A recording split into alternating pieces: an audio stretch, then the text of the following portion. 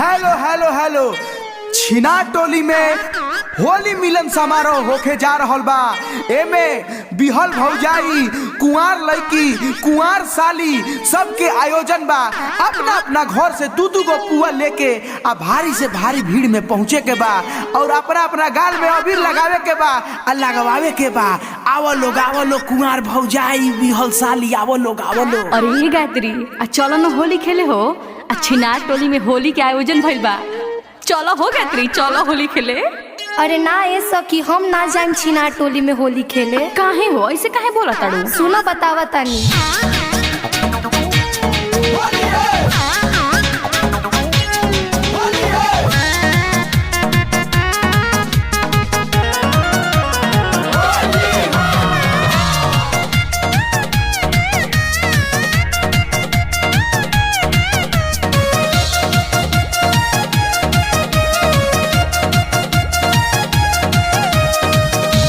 सखी हो हम नाही जाइब छिनार टोलिया। ए सखी हो हम नाही जाइब छिनार टोलिया। उहवा गोबर माटी से हो खेला होलिया। उहवा कादोर पाकी से हो खेला होलिया।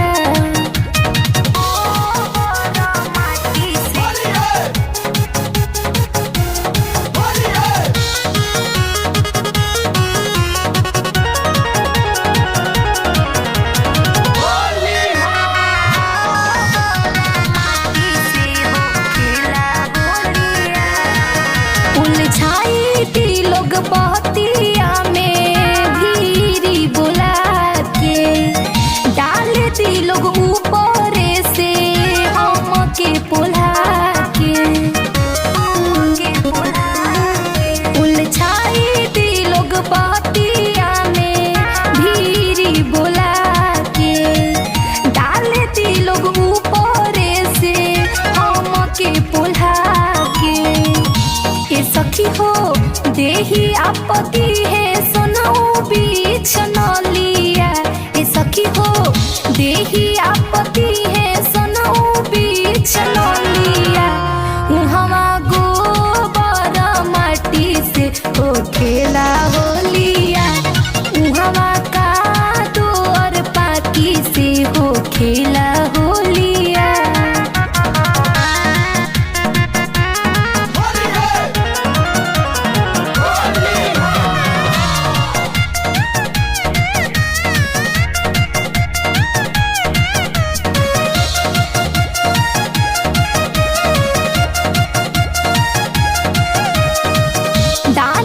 सरंगवा नाली में पटक के फेंकेलो सरंगवा पानर गाछी पलटक के। डालेलो सरंगवा नाली में पटक के फेंकेलो सरंगवा पानर गाछी पलटक के।